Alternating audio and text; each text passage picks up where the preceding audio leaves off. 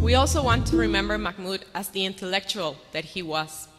And today we have Ross Ryan presenting a piece of what he was about as an academic and as an intellectual. Ross?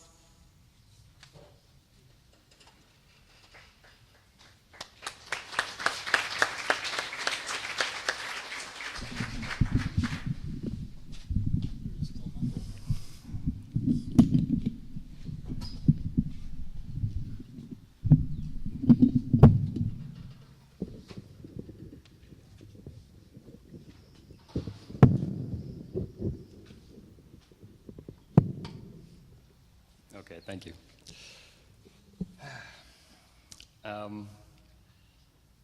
It's not an easy job to talk about Mahmoud as an intellectual because he was a very good intellectual. People could, and I think they will, talk for a long time about his ideas. But we know that Mahmoud was an excellent professor.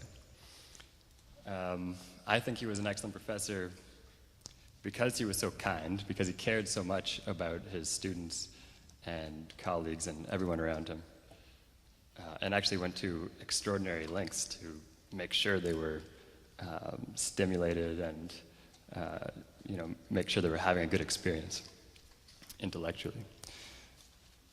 He was also a good professor because he actually cared about what he was talking about.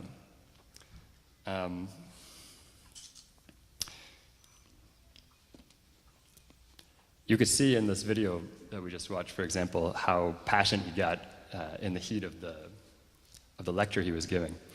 I don't know if you noticed, he said, we're not going to essentialize the city as a structure, as a thing.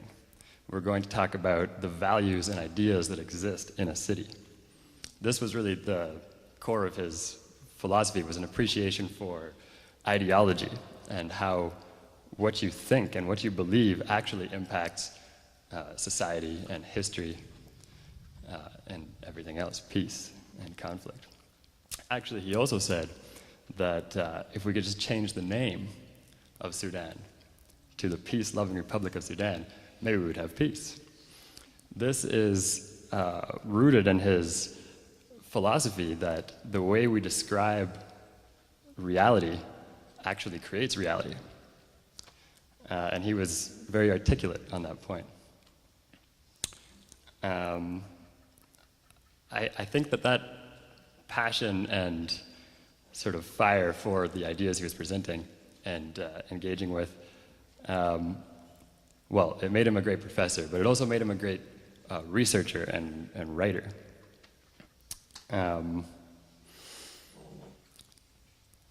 For me, I've been looking over some of his articles and chapters that he contributed to different anthologies, and his thesis, his core work, and I find it comforting to know that there's this place you can open up this book and you can hear Mahmoud in all his fire and all his most passionate. You can hear his voice again. So I could say his central question, what he really dedicated himself as a researcher, was this problem of how can there be water scarcity? How can there be insecurity and war in Sudan, which is such a beautiful country that has such a history of peace, that has so much water?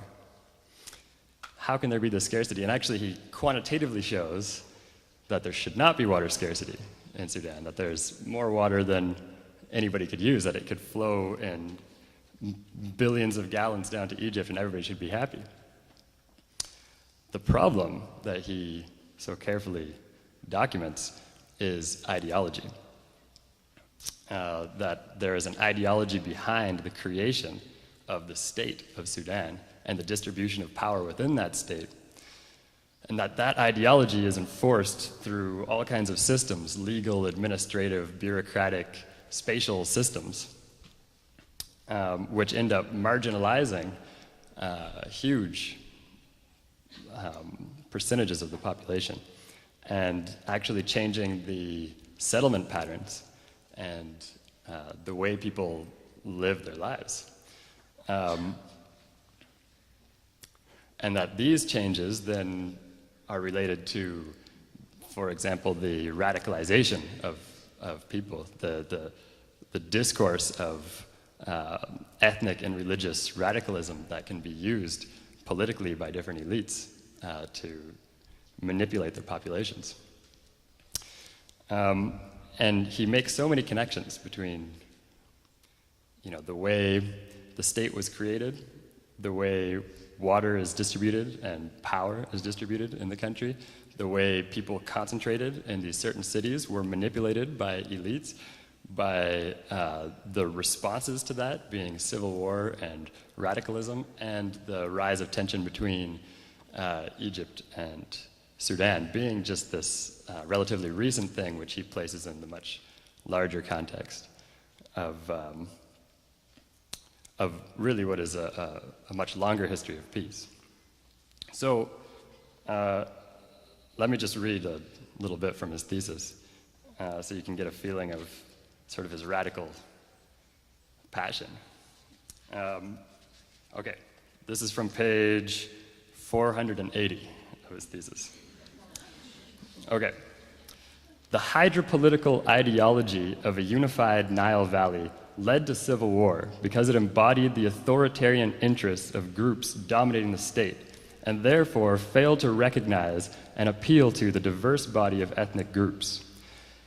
Imposition of a homogenizing ideology of unity was possible only if upstream groups were decisively defeated in a war of capturing their resources and assimilating them culturally. Such military victory proved to be too difficult to achieve throughout the last 180 years, even an impossible task on demographic, cultural, and military grounds.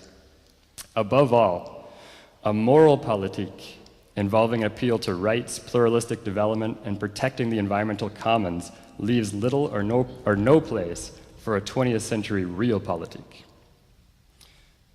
So, you can see that Mahmoud was a passionate thinker, and he was very humble and very kind, but also a very powerful intellect, and didn't hold any punches or skip any corners in his critique and his analysis of the problems facing his country and the world. I wrote an article talking about some of Mahmoud's ideas. It's in the Peace and Conflict Monitor, and there's a bibliography there to explore his ideas further, and I highly recommend it. I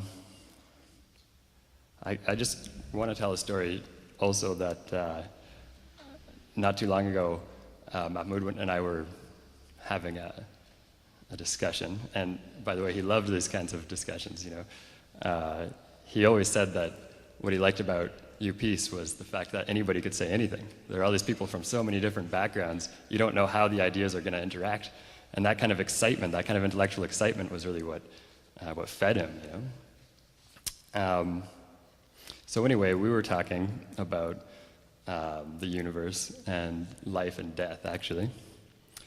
And we were talking about it I was talking about it in sort of abstract terms, the universe just sharing energy and material, and that death really wasn't a tragedy.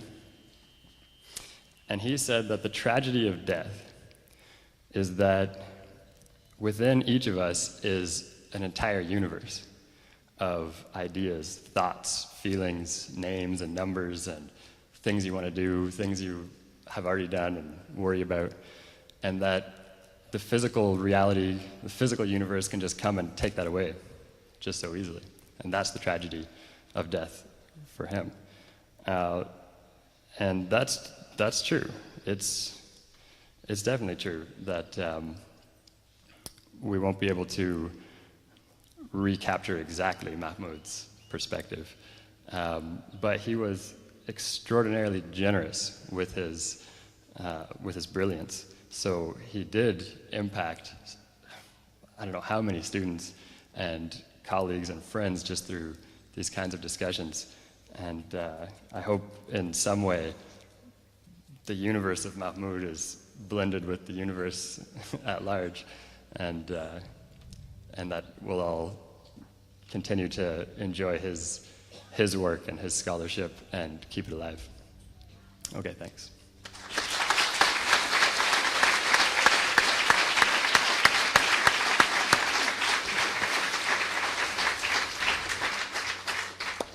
Okay, as I already said, Mahmoud loves music, and this is something that we really want to share, and we have the privilege and the honor to have Midori with us, that is a student from Japan from last year, and I don't remember your name. Haka. Haka, okay. Haka from Japan that will play the violin. Haka, right? Taka, oh, sorry, Taka. Okay, so they will share a song with us that is very nice, and I will let Midori explain us about it.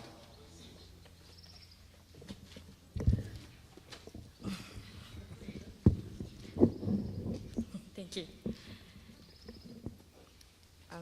So let me talk about our great friend and our great professor, Mahmoud, a bit. Last year, when I came here, when I was walking there, I bumped into one guy. And he asked me my name and where I'm from. And then he started telling me his experience in Japan. And it was not only once, but whenever I bumped into him, we talked about Japan, and personally I stayed in Zimbabwe, so we also talked about Africa. And I was not from natural resource, but I was from media. This really shows how friendly he was, how caring he was, and everybody remembers his smile, right? Yes, he always gave me this smile. And that time, it was like a beginning of my course, and I was always tense and a little nervous with new circumstances, but this really helped me to get used to be a student of UPs. So today we're going to play one song called I'm a Thousand Wings.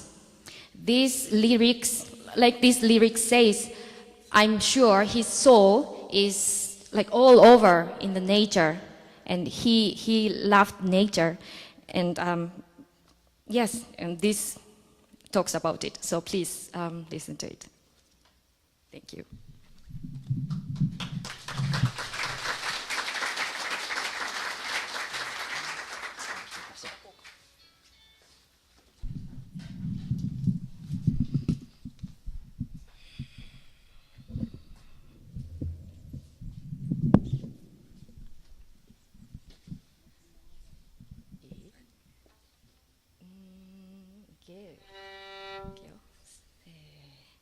Please do not stand at my grave and weep. I'm not there, I do not sleep. I am the sunlight on the ripened grain. I am the gentle autumn rain. I am a thousand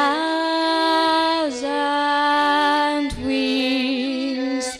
I am a thousand winds that blow. I am the diamond gleamed on snow. I am a thousand winds that blow.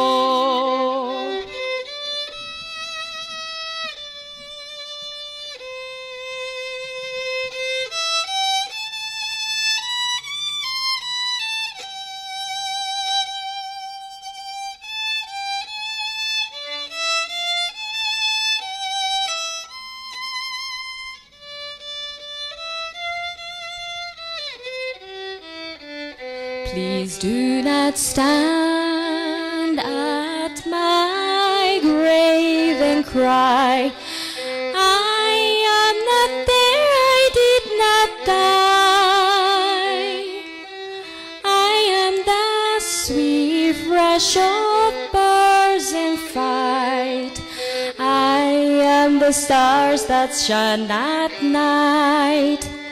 I am 1,000 winds. I am 1,000 winds that blow. I am the diamond gleamed on snow. I am 1,000 winds that blow.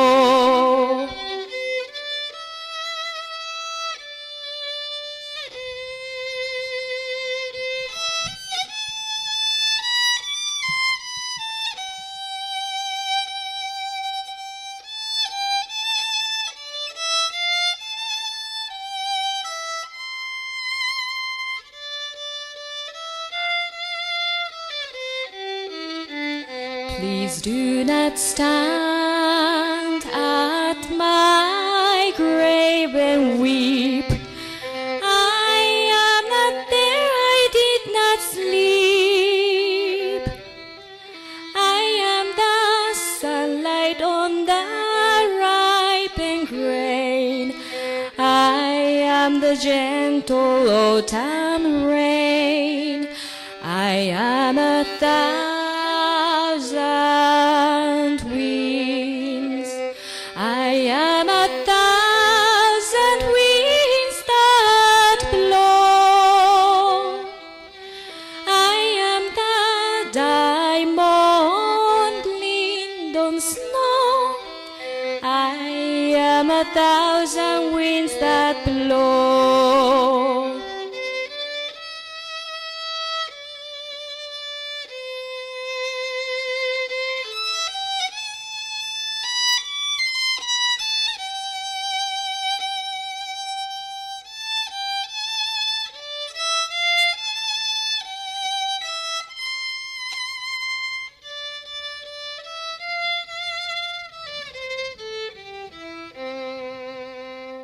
I am the